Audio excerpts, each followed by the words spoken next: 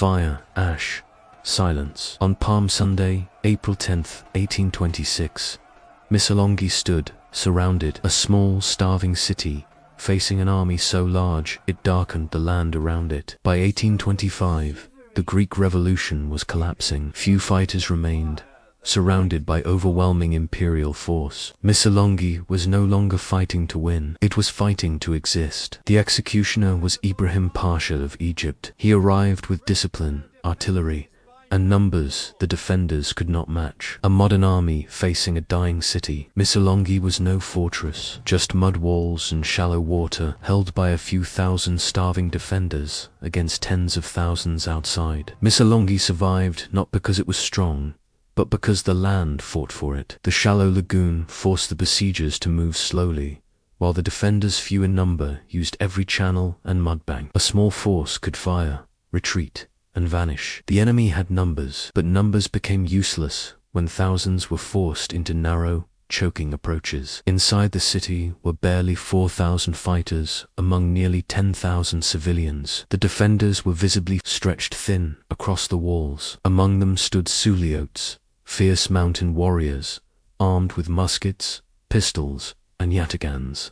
They had no reserves, no reinforcements. Every man on the wall mattered, because there was no one left behind him. Before Ibrahim arrived, the Ottoman army already outnumbered the defenders many times over. Camps sprawled across the marshland, thousands of soldiers waiting. Yet despite their numbers, they failed. Disease, unpaid men, and constant harassment by a much smaller defending force turned superiority into frustration. When the Egyptian fleet arrived, the balance shattered completely. Regiment after regiment landed in order. Infantry, artillery, cavalry, more men than Missolonghi had souls. From the walls, defenders counted banners and realized the truth. They were now a handful of starving men facing an army large enough to replace losses without noticing. Ibrahim's engineers reshaped the battlefield. Trenches advanced slowly but relentlessly, dug by hundreds of men at once. Batteries multiplied. Against this, the defenders could only watch too few to stop the earth itself from moving closer. Every trench meant less distance, less safety, less time. The bombardment punished the city without mercy. Shells fell across neighborhoods where civilians outnumbered fighters. The defenders could not answer every gun, there were too many. They chose targets carefully, conserving powder, knowing each shot wasted was a life shortened. Egyptian infantry advanced in disciplined masses, thousands moving together. The lagoon broke them apart. Still, even broken, they were many. The Greeks fired selectively small groups, aiming with care because they could not afford to trade volleys with an army that had endless men behind it. When the defenders charged, it shocked the attackers, not because of strength, but because of desperation. Only a small band leapt into the mud, blades drawn. They fought knowing there were no reserves. Victory here meant survival for another day. Defeat meant extinction. Wave after wave broke against the mud walls. Hundreds fell. Thousands waited behind them. Missolonghi held, but the defenders were visibly thinning. Each victory reduced their own numbers, while the besiegers barely felt the loss. Ibrahim stopped attacking because numbers alone were not enough. He would use them differently. Gunboats filled the lagoon. Patrols sealed every channel. The city was no longer facing an army, it was facing arithmetic. Thousands outside, thousands inside, and no food moving between them. When the cannons fell silent, fear deepened. The massive Ottoman Egyptian army did not leave. It multiplied its presence. Thousands of soldiers spread along the lagoon's edge while gunboats slipped into waters once controlled by fishermen. Missolonghi felt the change immediately. This was no longer a siege of courage or walls. It was a siege of time, biology, and patience. And patience belonged to the army that could afford to wait. The lagoon was guarded by small islets vassalodi, Clysover barely rising above the water. They were insignificant in size, but vital in purpose. Control them, and Missolonghi starved. The defenders knew this, but they were too few to hold everything. Each outpost became a countdown. Each loss meant fewer nights, fewer meals, fewer chances to survive. It was not a fortress, just dirt, wood, and resolve. A massive bombardment reduced it to flying mud. Then boats surged forward, packed with attackers. The defenders fought until they were overwhelmed, not by skill, but by sheer volume. When the smoke cleared, the first knot in the noose tightened around Missolonghi's throat. At Dolmas, the fight descended into the lagoon itself. Knee-deep water, slipping footing, wet powder. The Greeks fought until ammunition ran out, then used stones, fists, and gun stocks. But numbers do not tire. Dolmas fell not because the defenders broke, but because the attackers simply kept coming. With Vassiladi and Dolmas lost, only Klaisover stood between Missolonghi and starvation. It was defended by roughly 130 men, not an army-an argument. Ragged, exhausted, and furious, they prepared to hold a patch of mud against thousands who believed resistance was already finished. On March 25th, the assault came in force. Boats grounded far from the shore, forcing soldiers into the water. Armor, muskets, and bayonets became burdens. The defenders waited until faces were clear, then fired. In the lagoon, speed died. Numbers clogged themselves into helpless targets. Men could not run. They could not retreat. They could only advance or drown. Bodies piled in the water, creating floating barriers for the next wave. The defenders reloaded slowly, deliberately. This was not chaos.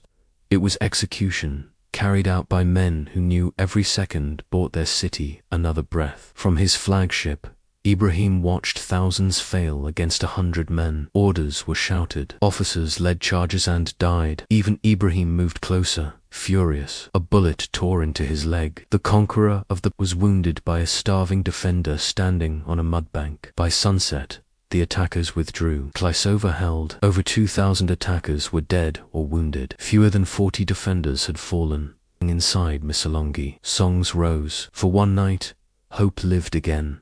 But that hope carried a price. Ibrahim now understood the truth. Force would bleed him dry.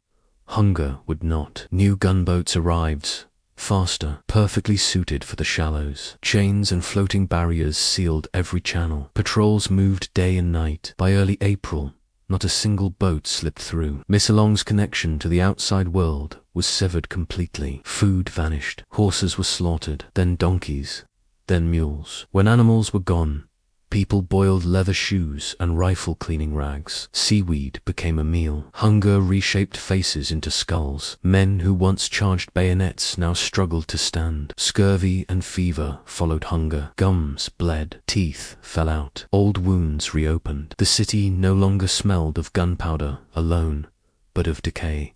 Burials moved into cellars and courtyards because graveyards were full. Death became routine, almost polite. Envoys approached the walls with promises of food and life. Outside, thousands ate well beside glowing fires. Inside, children cried silently from exhaustion. Surrender would end the suffering instantly. The answer from the walls was either silence or a single musket shot. They named their suffering. To starve was to resist. Councils were held by men chewing boiled leather while debating tactics. Mothers stopped producing milk. Infants died without sound. And still, the gates stayed shut. Missolonghi had crossed into a state beyond fear. By early April, the math was brutal. Stay, and they would die within days. Surrender, and live as slaves. Or attempt the impossible, walk out, and cut a path through an army many times their size. Madness became logic. Suicide became strategy. Palm Sunday, April 10th, 1826. The day Christ entered Jerusalem. The day Missolonghi would exit history. Preparations began in silence. No speeches, no cheers, only understanding. The wounded were gathered into stone houses near powder magazines. They were given muskets and torches. Their role was clear. If the enemy entered, they would not be captured. They would turn themselves into fire. Bridges were lowered quietly over the ditch. Feet were wrapped in cloth. Weapons were checked one last time. Missolonghi held its breath. Outside waited tens of thousands. Inside remained only ghosts pretending to be people. The city stood between two deaths. Hunger behind, steel ahead. There would be no dawn for most of them. But in the darkness, Missolonghi made its final choice, not to live longer, but to die free. At nightfall, the gates of Missolonghi opened without a sound. No horns, no shouts, just wood scraping against stone and the soft splash of bridges settling into the ditch. A city that had resisted an empire for a year began to empty itself into darkness. The defenders moved first,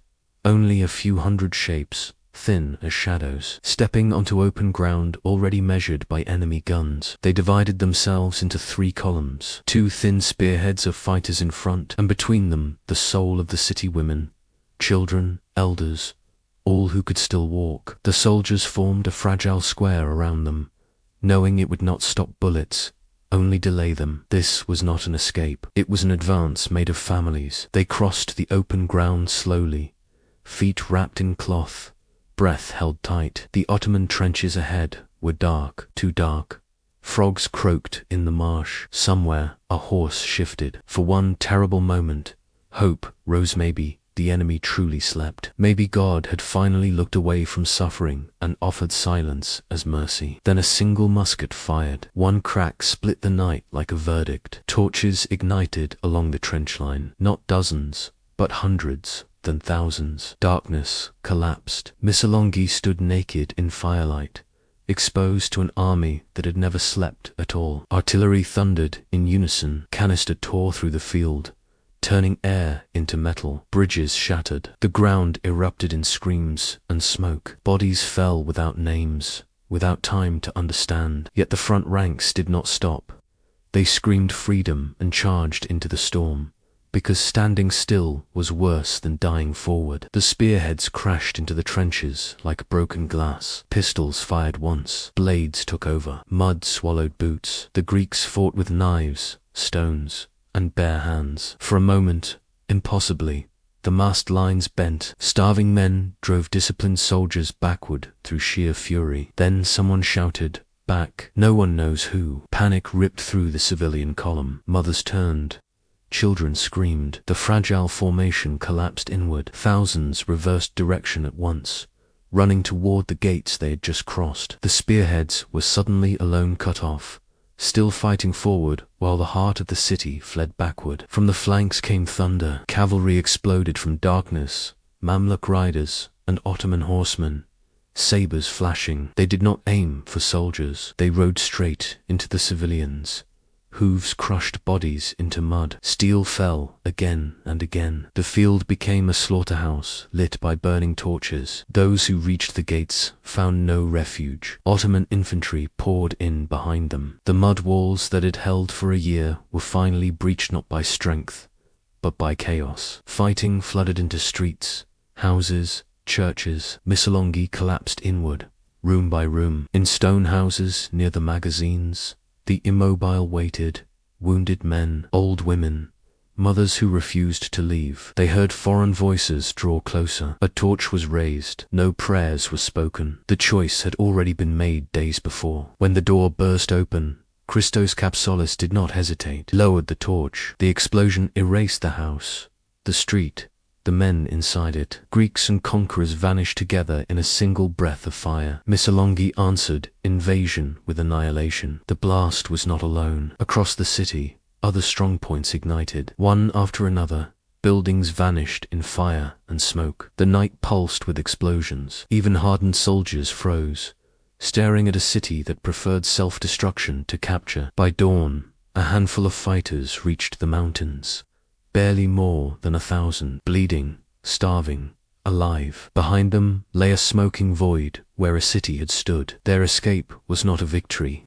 It was survival carved out of catastrophe. In the ruins, women and children were rounded up, bound, driven toward ships. The silence of the survivors was heavier than screams. Missolonghi was gone. What remained was human cargo for distant markets. The exodus had failed. Militarily, it was annihilation. But as the smoke lifted, something else spread with its stories. Of mothers charging cannon fire. Of men who burned themselves alive rather than kneel. Missolonghi was dead, but its death was about to change the world. Dawn revealed what the night had hidden. Missolonghi was no longer a city, but a wound. Streets were choked with rubble, broken weapons, and bodies half buried in ash. Smoke rose in slow columns from places where houses had stood. The lagoon reflected ruin instead of light. The siege was over. What remained was silence heavy enough to feel like judgment. Ibrahim Pasha entered the ruins as a victor and left as a witness. He walked past shattered magazines and scorched streets,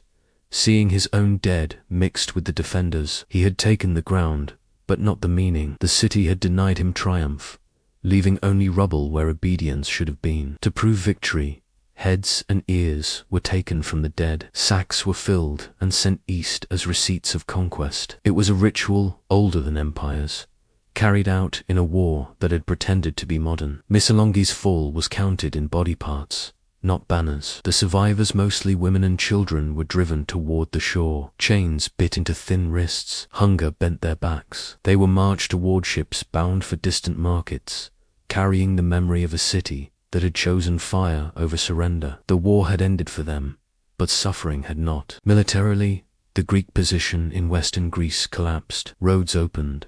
Resistance thinned. On paper, the empire had won. Yet, among the conquerors, there was no celebration. Too much blood, too much fire, too much resistance from people who should have broken long before. Something about Missolonghi felt unfinished. Ships carried the story west. In Europe, newspapers spoke of starvation, of mothers charging cannon fire, of men who burned themselves alive rather than kneel. Missolonghi stopped being a place. It became a symbol. The war was no longer distant. It was moral. Poets wrote. Painters painted. Missolonghi appeared as a woman in chains, standing amid ruins with arms outstretched. Art turned massacre into memory, and memory into accusation. The dead began to speak not with weapons, but with images no government could ignore. Cafes, salons, and streets filled with argument. Philhellenism moved from poetry into politics. People demanded action, not sympathy. Governments that had hidden behind balance of power calculations now faced crowds asking a simple question: how long can you watch a people die and still call it neutrality? In July 1827, Britain, France, and Russia signed the Treaty of London. It was cautious, measured, and overdue. Missolonghi had not asked for intervention, but its destruction forced it. Paper followed blood. Words followed fire. In October 1827, Allied fleets met Ibrahim's navy at Navarino. What began as enforcement became annihilation. In hours, the Ottoman Egyptian fleet burned. The sea that had once strangled Missolonghi now delivered its revenge. The war changed direction in a single afternoon. Missolonghi did not live to see freedom, but freedom carried its name. The city's death reshaped Europe's conscience and forced empires to act. What failed on the battlefield succeeded in history. The defenders lost their lives and bought their nation time. Today, Missolonghi remembers itself, not as a victory, but as a vow. Each Palm Sunday, silence walks where armies once stood. The free besieged are gone, but not defeated. They remind the world of a truth written in fire. You can conquer land, but you cannot conquer people who choose death over chains.